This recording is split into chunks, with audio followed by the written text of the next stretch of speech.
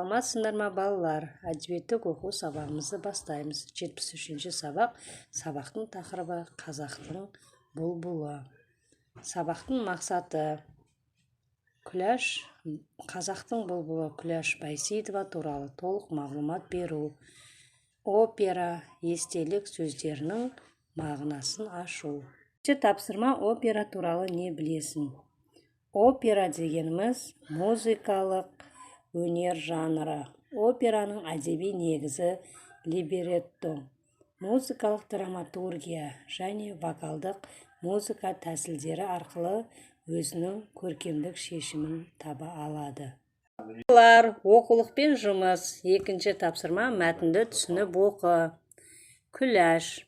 Күләштің өнерді қастерлеп, ән күйге әуес болып өсуінде белгілі бір заңдылық та жоқ емес. Әкесі жасын әжептәуір әнші болған сері адам. Кезінде әйгілі Әсет пен Балуан Шолақпен бірге де жүріпті. Бір ағасы Манарбектің әншілігі анау. Айтбек ағасы да әнді әдемі салатын, Сырнайға қосылып айтатын.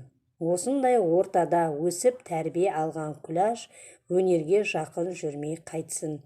Күләш табиғатында ашық, жарқын, көңілді жүретін адам еді. Титтей нәрсеге бола қуана салатын, оны қуанту оңайдың оңайы еді. Ренжи қалса реніші көпке ұзамайтын, кек сақтап қатып қалу дегенді білмейтін. Таланты қандай жарқын болса, мінезі де сондай жарқын жан болатын. Қазақта өнер адамдарына баға бергенде арқасы бар екен деп жатады. Сірә сол пікір әркімнің қолынан келе бермейтін, адам түсінігі жете бермейтін, шеберлік көрсеткендерге айтылатын болу керек. Әншейіндегі өзің сияқты адамның өзгеріп кеткенін көргенде еріксіз солай дейді екенсің. Күләштің Қыз жібекті ойнағанын көргенде нағыз арқасы бар адам екенін білдім. Күләш емес, Қыз жібектің өзі келіп ойнап жатқан секілді. Өз қимылы, өзіне таныс, өз әні, өз даусына сай, бәрі өзінің туғалы істеп келе жатқан әдеттегі істері тәрізді. Бүкіл сахнаны өзі биледі де кетті. 1936 жылы Мәскеуде өткен қазақ өнерінің алғашқы 10 күндігі Күләшті жаңа қырынан танытты. Содан былай қазақтың бұлбұлы деген атты Күләшқа бәріміз сүйсіне айтатын болдық. Оның шын бұлбұл екендігіне елдің де көзі жетті.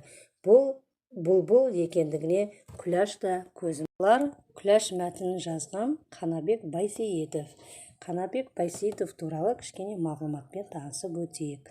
Қанабек Байсейітов 15 наурыз 1905 жылы Алматы облысы Қаратал ауданы Қалпе, 10 наурыз 1979 жылы дүниеден өтті.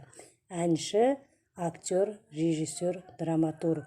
Қазақ музыка театрының, қазіргі қазақ опера және балет театрының негізін қалаушылардың бірі. Қазақстанның халық әртісі, Қазақстан мемлекеттік сыйлығының лауреаты. Күләш Байсейітованың өмірбаянымен таныс болайық. Күләш жасын қызы Байсейітова 1912 жылы 2 мамырда Қарағанды облысының Ақтоғай ауданында дүниеге келген. Азан шақырып қойған есімі Гүлбақрам. Қыз кезіндегі тегі Бейісова болыпты. Бала кезде анасы Зибажан оны еркелетіп Куля дейді екен. Осылайша ол Күләш атанып кеткен. Әкесі жасын етікші болған кісі. Жиын тойларда қолына домбыра алып, ән салып серілік құрған. Әкесінен естіген ән жырларды жаттап алып, алдына жан салмай айтып жүрген Күләштің музыкалық дарыны жастайынан танылған. Анасы Зибажан Айдархан қызы ажарлы, әнші, ұлттық қолөнер шебері болған кісі. 3-ші тапсырма: мәтіннің естелікке құрылғанын дәйекте. Естелік дегеніміз әдеби шығарма, мемуар жанрының бір түрі. Естелік өмірде шынайы болған ірі тұлғалар мен ел тарихында өткен елеулі оқиғалар жайында көзбен көріп, куәгер болған адамның сол өткенді еске түсіріп, өз атынан баяндап беруін естелік деп атаймыз. Балалар, оқулықтағы 4-ші тапсырмаға қараймыз. Берілген суреттер мен сөздердің байланысын анықта. Тірек сөздерді пайдаланып, Күләш Байсейітова туралы әңгімеле. Жасын Манарбек, Айтбек, Күләш Байсейітова, Қыз жібек, қазақтың бұлбұлы. Суретпен сөздерінің байланысын анықтап, тірек сөздерді пайдаланып, Күләш Байсейітова туралы әңгімелейміз. Жасын Күләш Байсейітованың әкесі. Ол әжептәуір әнші болған, сері адам болған. Манарбек Күләш Байсейітованың ағасы, әншілігі болған. Айтбек Күләш Байсейітованың ағасы, әнді әдемі салатын, сырнайға қосып айтатын. Осындай отбасында өсіп тәрбие алған Күләш та өнерге жақын болды. Қыз жібек Күләштің Қыз жібектің ойнағанын көргенде еріксіз солай дейді екенсің. Өйткені Күләш Қыз жібекті ойнаған кезде тура Қыз жібектің өзі келіп ойнап жатқан секілді, өз қимылы, өзіне таныс, өз әні де өз даусына сай, бәрі өзінің туғалы істеп келе жатқан әдеттегі істері тәрізді бүкіл сахнаны өзі билей кетті. Қазақтың бұлбұл қызы Күләш Байсейітова. 5-ші тапсырмаға қараймыз. Мәтін оқиғасына құрылған жоспарды рет санымен сәйкестендір. Өз қалауынша мәтін бөліктерін әңгімеле. Жоспар құрамыз. Реттік саны бөлімнің атауы. Мысалы, 1-ші реттік санда қазақтың бұлбұлы Күләш Байсейітова туралы өз ойымызды жазуымызға болады.